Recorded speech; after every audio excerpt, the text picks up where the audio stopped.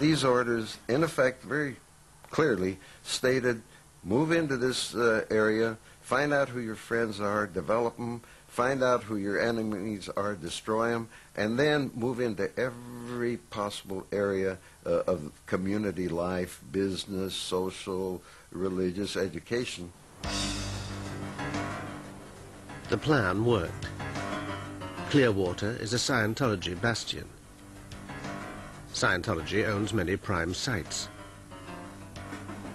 Big-name Scientologists like Lisa Marie Presley have moved in. You could get all the big high rollers, you get the people with the dollars, and you could make a fortune. And I believe the income for a week, this is like in 1970, 78, 79, was somewhere as $500,000 a week.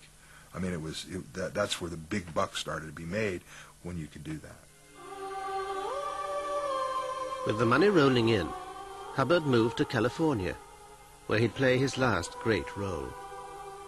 His ambition was to film sci-fi blockbusters based on his books, but he ended up making Scientology training films. The movie mogul, Cecil B. DeMille. You know, it was like he was. He tried to be bigger than life, but he just wasn't. So he would make these extravagant sets. They were ludicrous.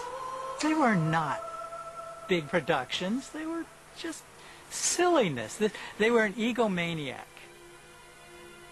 He tried to be flustery and big and powerful, but if you looked, just stepped and observed, you could see that he had fear about everything.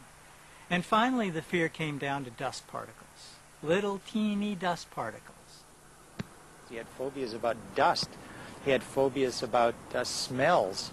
He had phobias about sounds. So he would hear sounds that weren't there, and he would scream at the sound technician. And he would see things that weren't there, and he would scream at the people who were framing the shot. And he would smell smells that weren't there, and he'd have people rinse his clothing some 13 or 15 or however many times. In 1977, while Hubbard was away making movies, the FBI caught up with the Snow White operation and raided Scientology headquarters in Los Angeles and Washington. Hubbard's wife, Mary Sue, and 8 other Scientology executives were convicted and sentenced for conspiracy and stealing government documents. Hubbard disappeared, never to be seen publicly again. After living in a succession of hiding places, he ended up on this secluded ranch in the California hills. Secrecy has veiled his final years, but one man, Robert Vaughan Young, who was then a Scientology public relations officer, was later given a description of Hubbard by one of his guardians. This, and evidence from Hubbard's autopsy report, paint a sad picture. He had grown a beard, he had grown his long hair. The nails were long, very much in the same problem as they found out with Howard Hughes, unkempt nails. Neighbors, there was a neighbor that walked in on him one day, and he had become very frightened and suddenly scurried out of the barn. He was frightened to meet people. He was terrified of meeting any new people. He was disappearing down into this little strange world of his that he had created. And the irony of this is a man that was promulgating and telling the world that with my technology and ideas you can get bigger and bigger and bigger, and yet he was shrinking down until finally he was hiding. On January the 24th, 1986, Ron Hubbard died. The Church of Scientology said he'd simply quit his body to continue his work elsewhere. Him dying suddenly made him very mortal.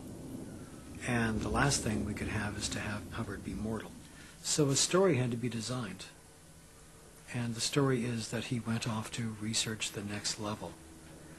And what's amazing is how the Scientologists bought this without any questioning. They bought it.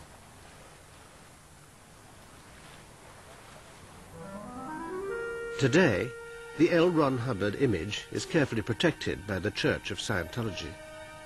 It says he is the greatest humanitarian in history, Hollywood has named a street after him, and millions of dollars roll into Scientology every year. It continues to preach that Hubbard's teachings are the best solution to the mental problems of the world.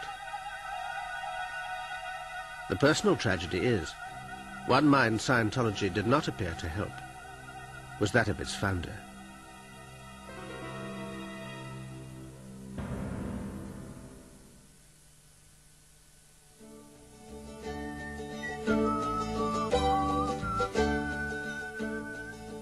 Secret Lives next Wednesday at 9 profiles the holiday camp king Billy Butlin. Our film next tonight on 4 is Caddyshack.